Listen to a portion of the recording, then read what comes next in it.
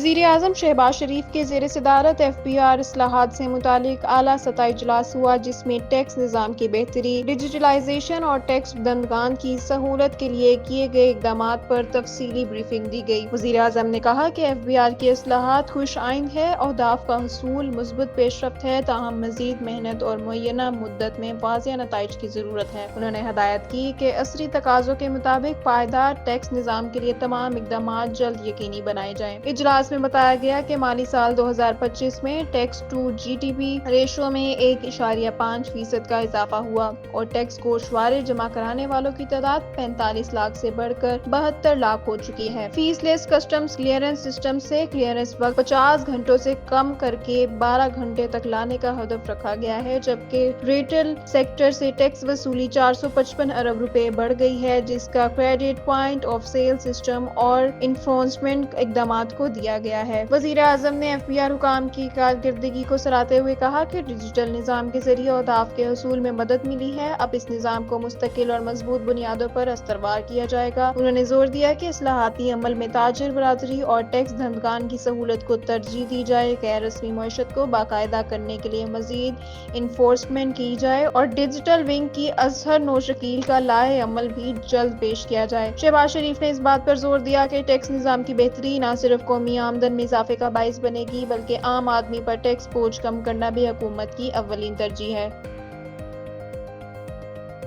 Rawal dam میں پانی کی سطح پھر بلند، سپیل ویز چوتھی مرتبہ کھول دیے گئے۔ اسلام آباد میں رہائشیوں کے بعد راول ڈیم میں پانی کی سطح بلند ہونے کے بعد سپیل ویز چوتھی مرتبہ کھول دیے گئے۔ بارش کے باعث راول ڈیم میں پانی کی سطح 1750.40% تک ریکارڈ کی گئی، جس کے بعد انتظامیہ نے سپیل ویز کھولنے کے الرٹ جاری کر دیے اور اطراف کی آبادیوں کے لیے بھی الرٹ جاری کر دیا۔ ڈیم سے ملحقہ علاقوں کے رہائشیوں کو احتیاط برتنے، غیر ضروری نقل و حرکت سے گریز کرنے اور کسی بھی ہنگامی صورت میں مقامی انتظامات سے رابطہ رکھنے کی ہدایت پیش کی گئی۔ واضح رہے کہ گزشتہ روز بھی ڈیم میں پانی کی سطح خطرے کے نشان تک پہنچنے کے بعد سپیل ویز کھولے گئے تھے۔ اسلام آباد، راولپنڈی سمیت پنجاب کے مختلف شہروں میں موسلادھار بارش کے نتیجے میں نشیبی علاقے زیر آب آ گئے۔ کئی علاقوں میں بجلی کی فراہمی معطل ہو گئی۔ اسلام آباد میں شدید بارش کے باعث دریائے سواں میں طغیانی آ گئی۔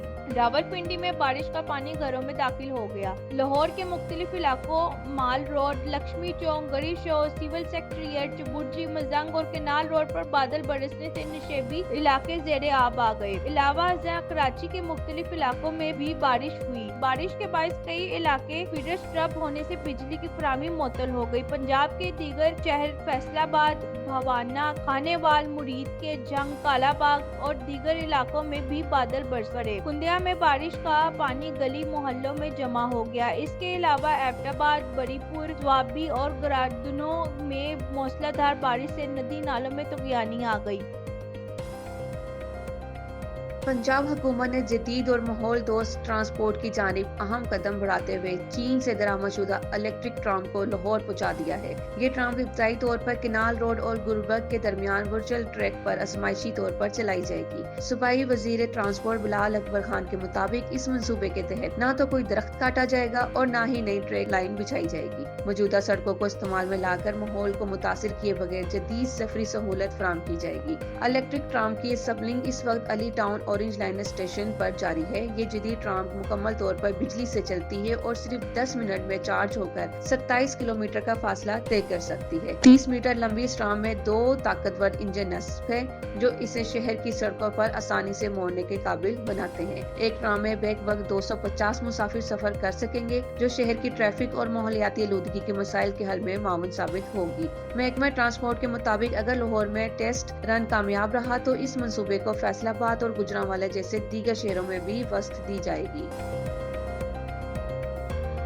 انسداد دہشت گردی عدالت کے جج ارشد جاوید نے رات گئے سنائے گئے فیصلے میں پاکستان تحریک انصاف کے سینئر رہنما شاہ محمود قریشی کو بری کر دیا، جبکہ PTI رہنماؤں ڈاکٹر یاسمین راشد، میاں محمود رشید اور سابق گورنر پنجاب عمر سرفراز چیمہ سمیت 8 ملزمان کو 10 سال کی قید سنا دی گئی۔ عدالت نے جلاؤ گراؤ کیس میں شاہ محمود قریشی، رانا تنویر کو بھی بری کر دیا۔ دوسری جانب سرگودا کی انسداد دہشت گردی عدالت نے میاں کوتوالی میں 9 مئی کو ہونے والی ہنگامہ آرائی اور تھانے کو آگ لگانے کے کیس میں پنجاب اسمبلی میں opposition leader Malik Ahmad Khan Butcher سمیت 36 مجرموں کو 10 سال قید اور احمد بچر کو 60 لاکھ روپے جرمانے کی سزا سنائی۔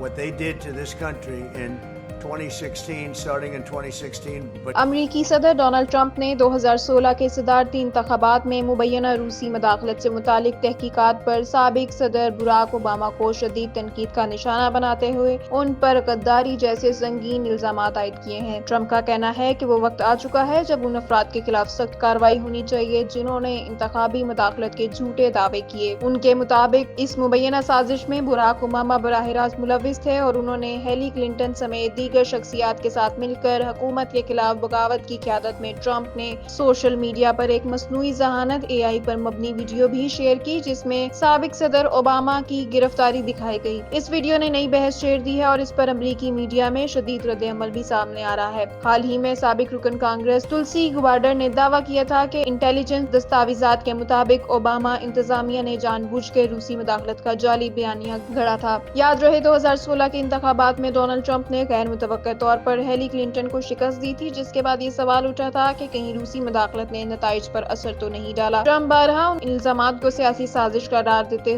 رہے ہیں اور اب انہوں نے براہ راست اوباما پر کڑی تنقید کرتے ہوئے معاملے کو نیا رخ دے دیا ہے۔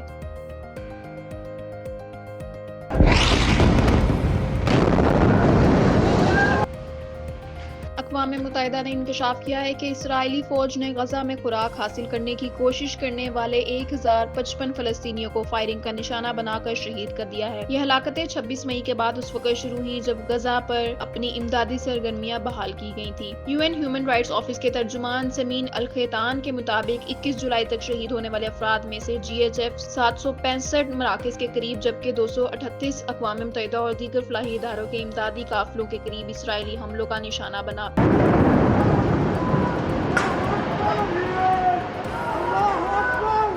اقوام متحدہ کے مطابق یہ اعداد و شمار گراؤنڈ پر موجود میڈیکل ٹیمز، انسانی حقوق کی تنظیموں اور امدادی اداروں سے حاصل کردہ قابل اعتماد ذرائع پر مبنی ہیں۔ واضح رہے کہ 7 اکتوبر 2023 کو حماس کے حملے کے بعد شروع ہونے والی جنگ نے غزہ میں شدید انسانی بحران پیدا کر دیا ہے جہاں 20 لاکھ سے زائد افراد خوراک، پانی اور بنیادی سہولیات کی قلت کا شکار ہیں اور انسانی المیہ بدترین صورتحال اختیار کر چکی ہے۔